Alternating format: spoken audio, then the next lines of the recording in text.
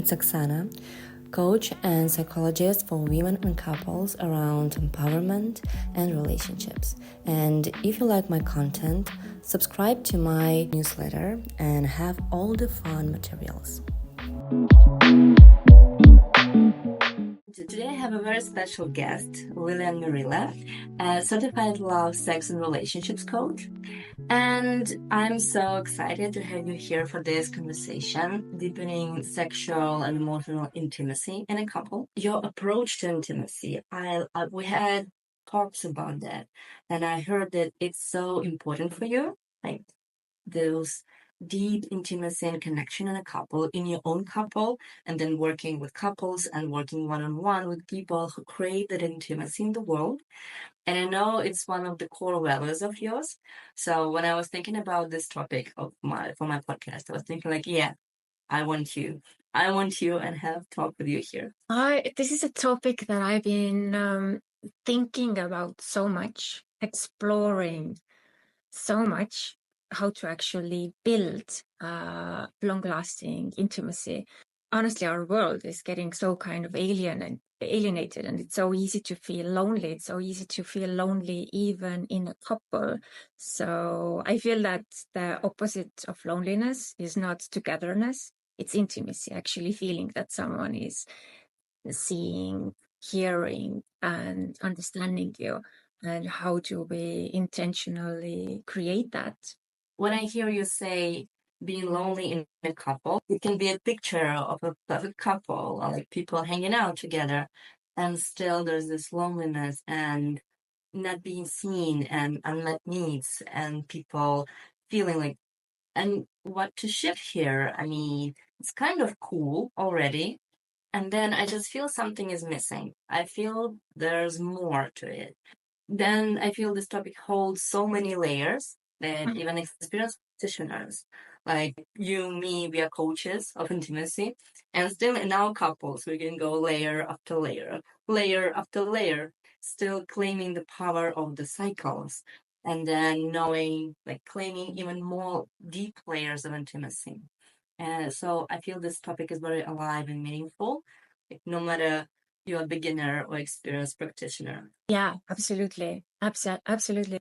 Like our modern world is getting so complex, and with that technology and kind of separatedness, and at the same time we kind of want even more from our relationship, which we don't just want to be together, we want to feel intimately close and connected, and we don't just want to have sex, we want sex that is nourishing and lights our soul up and like all of it. And I think the word spirituality is somewhere near. We are not tapping yet there. But just saying that 10 years ago, somebody telling me that sex can be spiritual, I would be like, huh, like what? Interesting. Maybe. What do you mean? Maybe later. And now it makes so much sense that it's so close, like physical connection, emotional safety and connection, and then deepening to soul connection. And it's all can be so much fun. I'm a full-on romantic, so nothing motivates me more in life than love and connection, probably.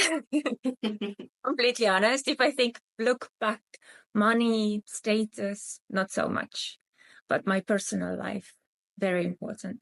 And second, I'm an introvert, so connecting with people isn't something that just happens. I had to figure out how to do it, and like superficial connection also doesn't feed me. It has to be something more meaningful.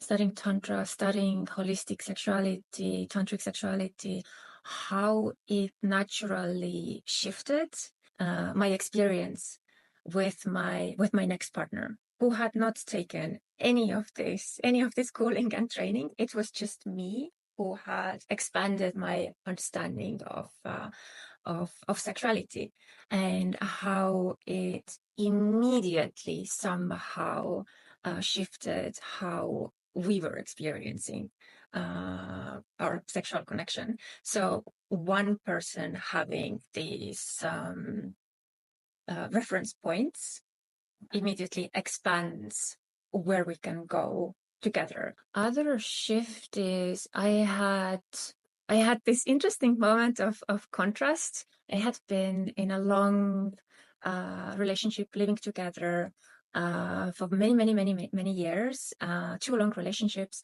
after which for many years I was only in long distance relationships. And this contrast taught me something very interesting about connection and intimacy. So when we're living together, we assume a level of closeness just because we are like nearby. And I think this happens often. And in a long distance relationship, you're basically relying on maybe one phone call a day, some text exchange. And this need for connection can only come from that conversation. And how do you make that conversation count so that both people feel seen and connected? So it's not just sharing moments from your day, but what touched me the most today, like intentionally building emotional connection and also sexual connection, intentionally revealing what we're thinking about, what we're curious about, what we would like to explore together. In contrast with how, when I was younger, and everything was more like assumed, that intimacy happens accidentally, connection happens accidentally, and then actually learning to intentionally create it. Long lasting, there is something key point of it, because when we are in new relationships at the first year, we're so fresh and new for each other, and the libido is high, and we can rely on that and on emotional connection that just happens. And then actually, how to stay and maintain it in 2 years, 3 years, 5 years, 10 years, 15 years. We have opportunity to know each other more and more and more and more. Know what we like, discover with each other what we want, what we don't want, and actually deepen those layers.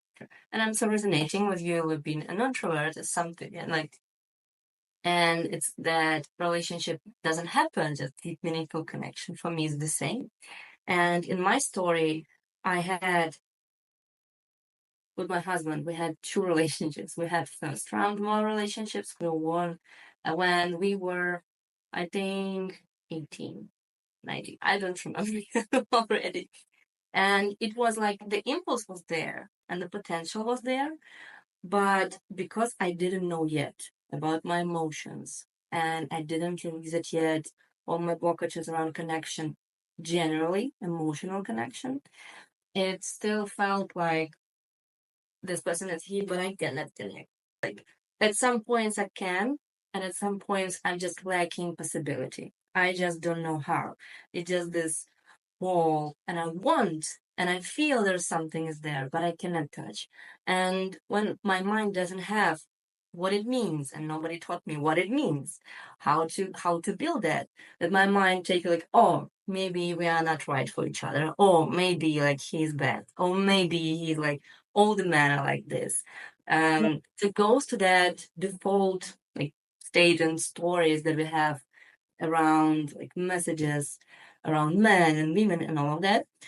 And then we separated for a year, and I went to this Tantra and Gestalt therapy mix training. And I started to, once again, as you said, you with yourself, me too, started for me with myself, actually connecting with my emotions more and my body more, like me more empowered and having that liberation, emotional liberation to connect with people generally. So I decided, like, oh, now I feel ready to end those relationships properly. So I called him, pursued him to actually, like, let's have a talk and close our relationships, like, in a good way. And we did. And the way we were connecting in that talk felt so like, oh, we actually can connect now. So we started the next round of relationships. And yeah, just noticing that it starts with emotional connection. and then it deepens into energetic connection, and then into soul connection, and so layers, layers, layers, and then inviting him actually to have some emotional skills on emotional level, creating the safety space together. And on that time, I didn't realize like what are the steps, how it works. We just did practices and spent time on it, and that was it. And then me going to Tantra and to psychotherapy and learning and being the space holder for couples and for others, I felt like, oh, now I understand more specifically how it works. Aha, this step, safety first, and then communication skills, and then hearing each other deeply, and then here, and then body safety once again, and then sexuality, and then probably some energy tools and energy connection, and there's expansion and energy body stuff, and we can go on and go on and go on, but it happens gradually. And what is one of the most mind-blowing things for me is when it's like this partly story, like, okay, 50% I can and I feel potential and energy is there, and 50% I'm lost and I don't know why it's not happening. The mind can say like, it's not the right person, you need to find somebody else, like it doesn't work. How easy it is without those tools to go to that state, and how it's like takes courage and consistency and some inner work actually to dive deep and understand the roots of it. And then to hear your truth, like maybe I'm staying here, to listen to your truth and understand, is it yours or not? Is it yours and you need to change something into the work, or is it not? Because sometimes it can be beautiful relationships, beautiful, and connection and energy and sex in place, but you just know it's the right time to close those relationships and go on in your life. So it's like different stuff and not to mix them, knowing when it's time for what. I think this is one of the very crucial points in this topic. How would you dive into this? Like when you have, let's imagine you have a new couple coming to you or one-on-one, and on the topic of intimacy, with what will you start?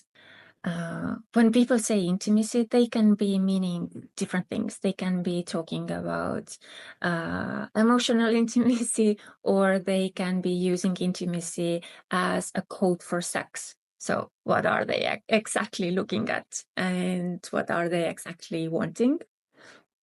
I describe it as both. There is the emotional intimacy, there's intellectual intimacy, there's energetic intimacy, there's physical, there's sexual intimacy. So I see it as layered. Do we feel connected? Are we able to be connected? Depends on the safety and presence.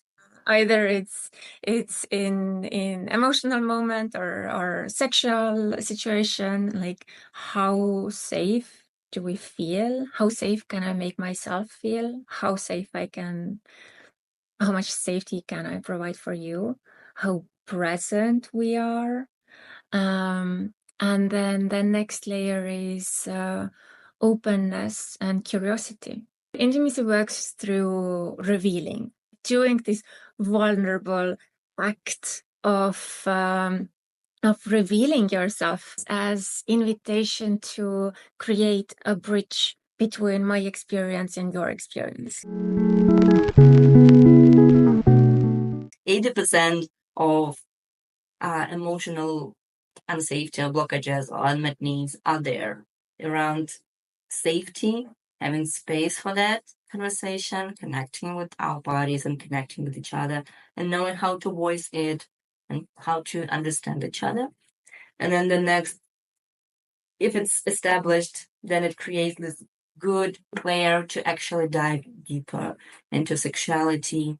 Because sexuality, it takes safety. Unless you're okay with safety and voicing and being vulnerable, how you can meaningfully and with awareness dive into sexuality? It's always going to be like, okay, some stuff, but I feel like too vulnerable to talk what I really want. So I will block myself and make myself smaller. Trust that is needed to go to deep and interesting places in the bedroom is established outside of the bedroom.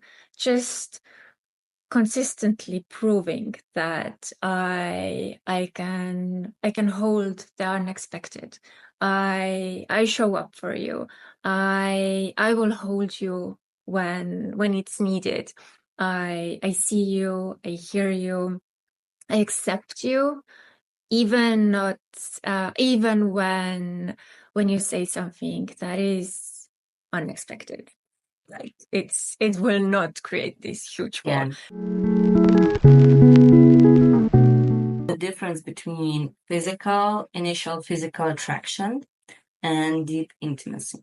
Honestly, I would describe it as you find a beautiful sports car by the side of the road, and it has the fuel tank is full. You sit into the car and you go for a nice ride, and you ride until the tank is empty. And actual sexual intimacy is taking turns filling the tank and riding the car and making decisions about like here where we actually want to go. It's a collaboration between two people, their desires and needs and curiosities and fears and boundaries. If you have like a magical wand and you can add like these 3 things or 2 things, and please teach every couple in the world what you will teach. First of all, presence. And this is just very practical. I think there's so many distractions, but to really start valuing presence as starting point for both emotional and sexual intimacy. Like I see intimacy as this rare, shy animal that only wants to come out and play with us if we're not distracted.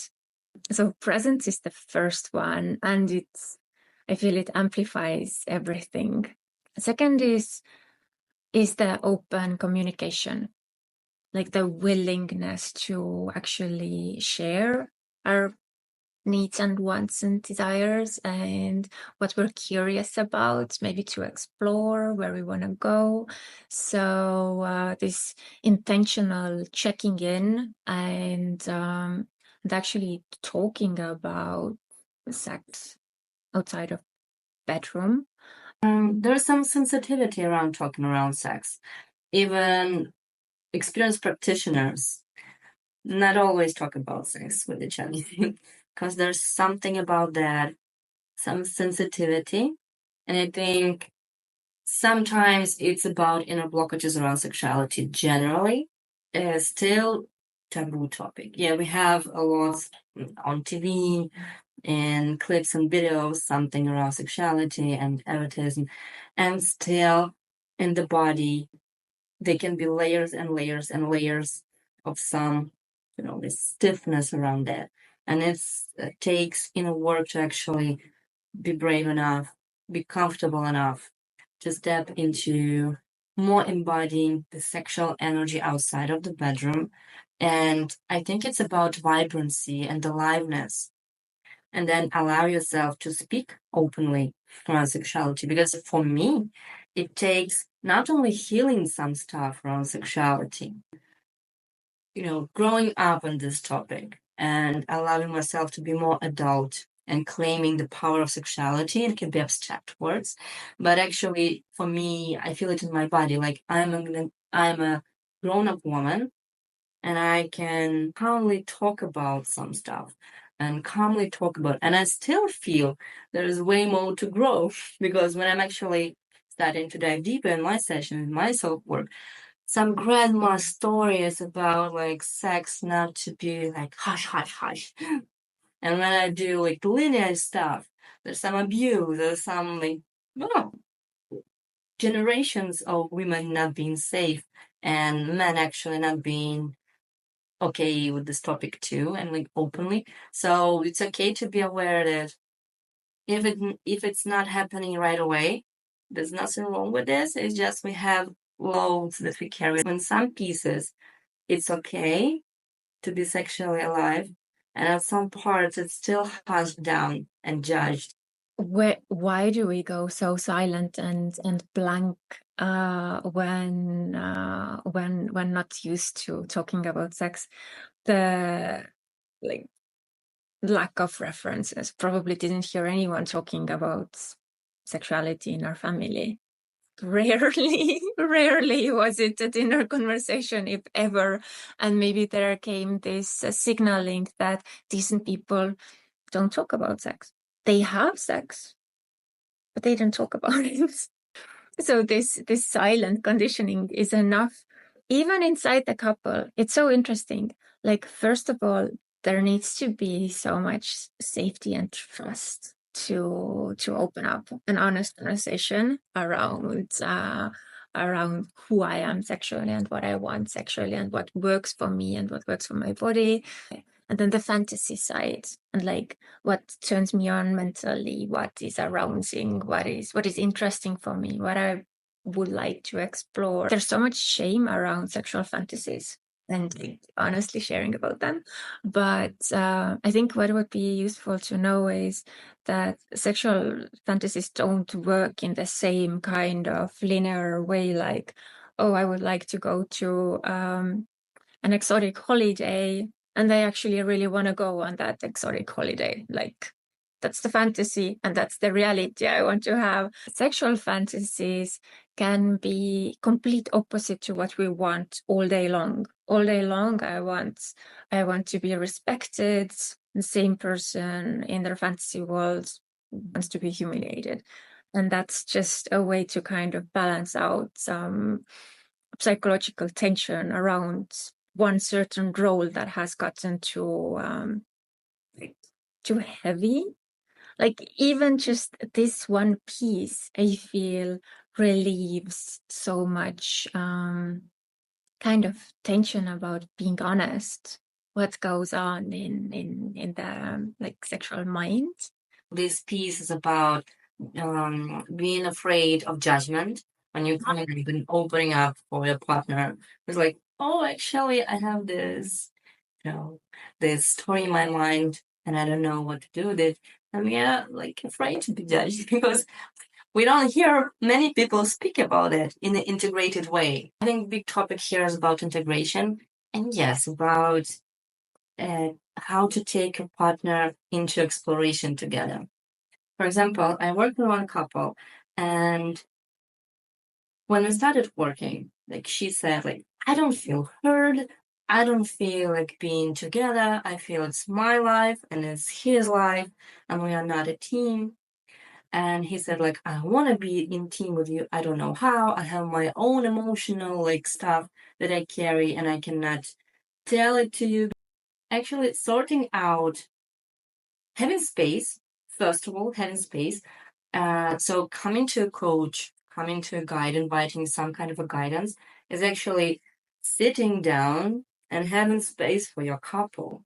That's huge because usually if we are not taught, we don't know how to do it. Like we can live together and then like, okay, from time to time to cross like our paths cross it, but how to actually sit down and have space for each other and then being introduced to topics of how we can speak up in a way that we're not hurting our partner and that our partner is still open to hear us. So that creates safety, and there's many tools.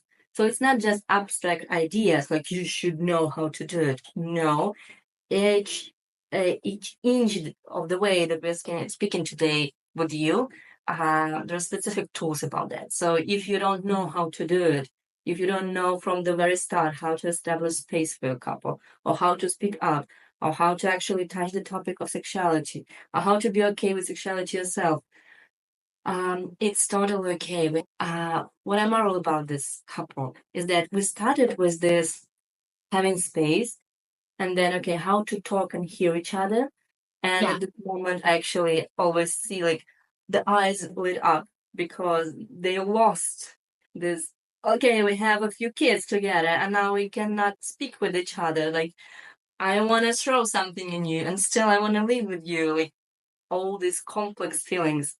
and actually sorting out that. And after that, it just happens like, okay, so what do we want? Like more sex. And this topic of sexuality happens. It just dives up. Uh, when this safety and emotional safety appears, if it's a need, it just rises up. That wasn't on the plate when they started because there was not safety and emotional that safety yet. And after that, there was like, oh, actually, we tried this and this. And they were just so fulfilled and so happy about this piece that I'm like, This sounds like you guided them on the bridge that I mentioned earlier, like this revealing and receiving. Active listening is a skill. It's not just that I'm hearing, but I'm also signaling that I heard you. When this emotional connection was as established, the safety was there, interest in being sexually connected. This it's a very specific thing. It's called a desire window. So when people feel emotionally connected, there has been this experience of being heard and seen. It opens something called desire window, where we are more open to the idea of being sexually intimate. And this window lasts for like up to 3 hours after emotional connection was established. I think it's so sweet and it makes so much sense. Like when I have small window of tolerance and emotional stuff, we don't yet know how to communicate in a way that is like integrating. We don't know, like I have this big emotion or I have this big grief, something happened, and I don't know yet how to integrate it in our relationships. Then one easy thing, as you said, about grocery shopping is like we out a window of tolerance or out a window of desire, because I believe window of desire lives in the window of tolerance. So actually doing the inner healing work and having all these tools, practicing, staying with each other, caressing each other, knowing needs of each other, and noticing what are the points that bring us out of the window of tolerance, because for each couple it will be something different. What are the pain points that we are living this?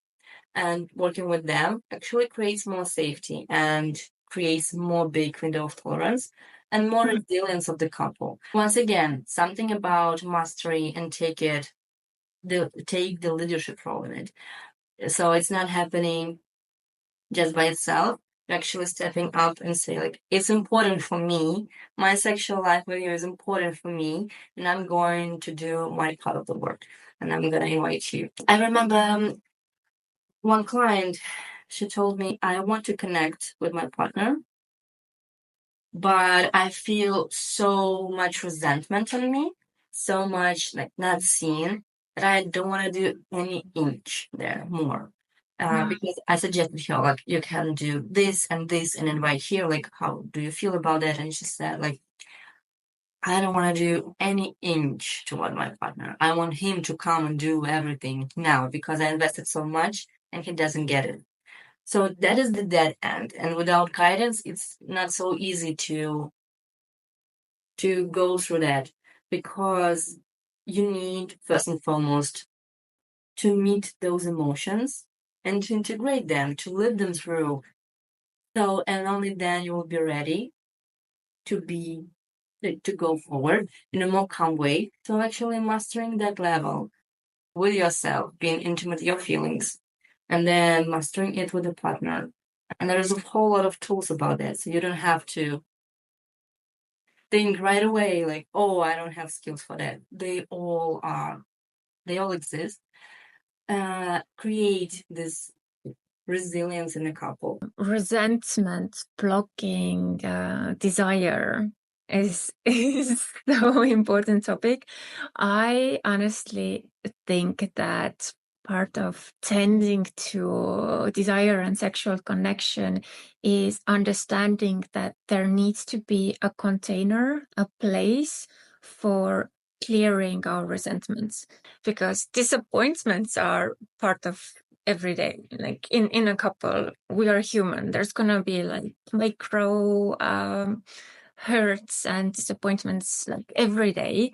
And some people are really good at clearing them straight away, like voicing, hey, this happened and I felt this way. But some of us need a little bit time to process what happened and how I can put it to words and how I can bring it to my partner, clear the channel between us so desire and sexuality can flow again. Let's clear the clouds of resentment that has like clouded up the space between us, and not take it personally, but just take it as part of relationship hygiene. It's gonna be beautiful to remember that with each blockage, there's more magic, there's more satisfaction, more pleasure, more fun together. Because sexuality and emotional connection, those are gemstones that no matter what happens in life, even if it's tough period in our couple, we know that we have that, and that is so meaningful and so bright that actually we can rely on that, and we can overcome much more things and still commit to each other. Not avoiding, but knowing how to work with shadow. It's such a big piece of it, because when we start to, like, when we're entering the couple and everything is about the light, and we don't have the shadow side yet. We have this, like, oh, beautiful eyes, this human smells good, oh, he brought me flowers, oh, I want to give him something interesting, oh, first sex, oh, first touches, first kisses, first experiences together. And then we have capacity to hold shadow and resentment here, some resentment there, some grief here, some hurt there. Like, okay, I will keep it because I see the light part of it. And then it builds up and builds up. And being able to make it a part of life, part of the circle of our everyday life, and knowing how to place it, that it's not overshadows, that it's in some balance, that I'm rooted in my reality and my truth about relationships, and not only in light or only in shadow, that I'm free to go here and there. And I think that's one of the main pieces about that conversation. Communicate with winter, learning what winter is for you and in your relationships, and being able to go to spring again. Wherever we want to go, we need to go first. The partner will either follow us or not. Yes, I agree with you. My truth around whether relationship is the right one or it has gone past its graduation date. So I love this Annie Lala's frame that each ending of a relationship is a graduation. Like, we learned what we needed to learn and now we graduate. But like the checkpoint that I like to keep if the relationship is the right one is, am I becoming more of myself or less of myself in this relationship? Yeah. So am I expanding into more of myself? And it doesn't mean that it's I'm just kind of blossoming into myself. It can mean that this relationship is pushing me to set boundaries, to speak up for myself. So I am becoming a more expressed version of myself just because I have to set boundaries, and this is really important, and becoming more of myself. Or I need to speak up my about what I'm feeling, when maybe previously someone was mind reading and I haven't had to express where I'm at. But in this relationship, I actually have to take responsibility for sharing what I'm going through. So it's not easy, but it's making me more of myself. I'm expanding. The same I bring to the sexual connection. Like, the ideal is that we are becoming more expanded versions of ourselves in our sexual connection. Yes. And so I think there's this need to grow, yeah, because we are talking usually about need to eat, need of sex, need like some like basic needs of safety, needs of money or recognition. But this for me it works around validating the need to grow. And if in our couple we can grow. I actually had a really interesting conversation with a male friend of mine around how true emotional safety impacts quality of sex and depth of sexual connection, and he said something so brilliant.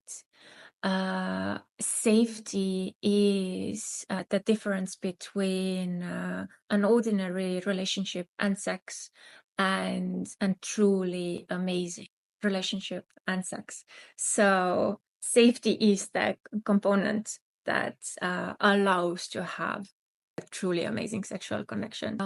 I actually like to think of foreplay in a little bit different frame. Not just as foreplay is where we start arousing each other and stimulating and turning each other on, but it's also a space where we synchronize our nervous systems, our breathing. We are attuning into each other, and this practice of simply taking 5 minutes, like relaxing, becoming still, bringing focus from head to the body, and bringing breath deeper is very simple and beautiful way to get synced and connected. Very simple tantra inspired practice that couples can do. They can do it in the end of the evening or as a step before foreplay, is simply sitting together, skin to skin, or laying on the bed together, and doing connected deep breathing to lower belly. So bringing the breath down to the lower belly, and being physically connected so you can actually feel how your partner is breathing. For those who are listening to us, if you have any questions for me, for Lilian, feel free to send it to us beneath the podcast in our Instagrams. We'll be happy to answer you, and maybe in one of the future podcasts to touch this topic more widely. And today we covered topics around emotional connection and how emotional vulnerability affects sexual connection, how emotional vulnerability can be created, how sexual and emotional safety can be established, how we can experience that, and how it affects our sexual connection and what can be found and felt there. The same positive psychologists, they say, based on their experience and they like multiple research, that actually sharing the fun and good stuff together is more important than healing together. Although it's very deep and touching too, and it's very important, but being able to full-heartedly to experience vibrancy, fun, and interest together is very deep foundation for a couple. By the way, that is the reason why I like to do problem solving and more therapeutic coaching one-on-one.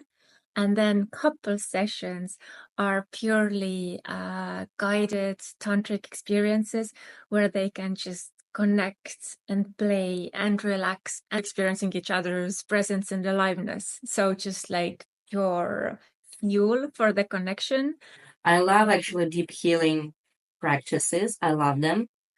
And some sessions are purely about pleasure and about sensations and about relaxing and easing with each other. And that creates such a beautiful aura, such a beautiful fulfillment for a couple, giving lots of energy for a couple to actually to do then healing again.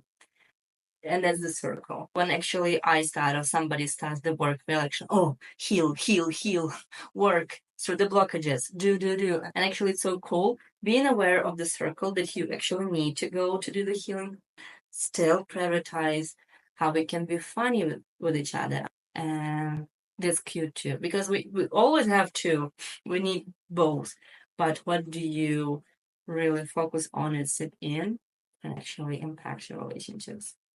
Yeah, and in this conversation we talked a lot about safety and about blockages and getting to the other side of it, and the other side of actually having the safety to open up the conversation about where we want to go sexually. So now we can really enter the playground.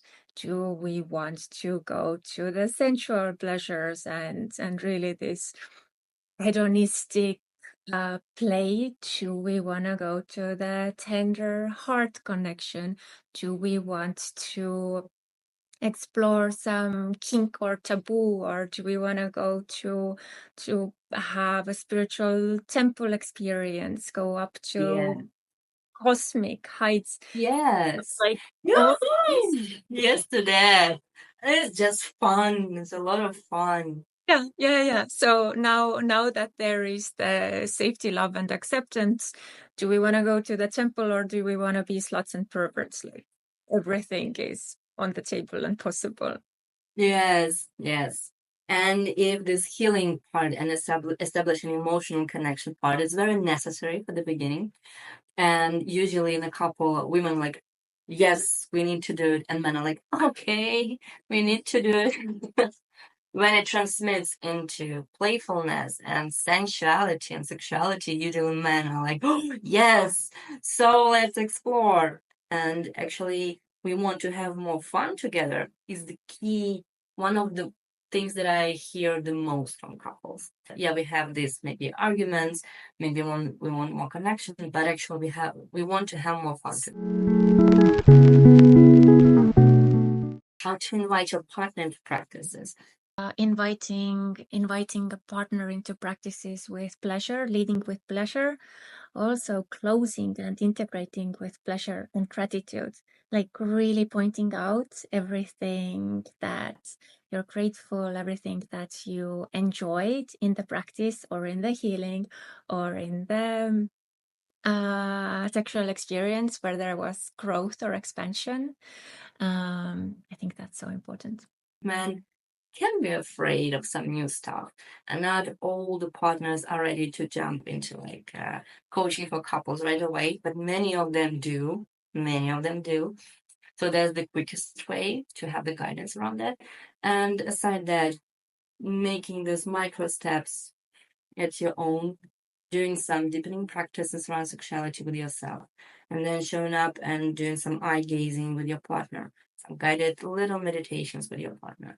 Big amount of couples come to the first session and the partner is saying like, I'm here because I want to make you happy. Yes. And it's okay. And it's totally okay, because after a few sessions, they started to melt down, actually to come up with their own desires, but it takes a bit of time and a bit of safety that they feel they won't be judged here. And at the same time, being cautious that it takes resources, a bit of time, a bit of focus, energy. So starting with micro steps, and then noticing if partner says no, is it about he's like really against it, or something about resources? And then maybe you're adjusting your couple and trying to schedule it so you do have resources. I think this episode for me is kind of celebration and taking time and space with you to celebrate the value of intimacy generally. I just feel in my heart is like, yes, like validating this gift in our life generally, to being able to connect deeply with each other, with people, with partners, emotionally and sexually, validating all the pieces, shadow and light. There's something about celebrations in the end. And I'm so grateful for you to being here because actually with you in this topic, we connected too. And we, that we established like safe space for each other too. We did some rituals of diving in. We are integrating it right now.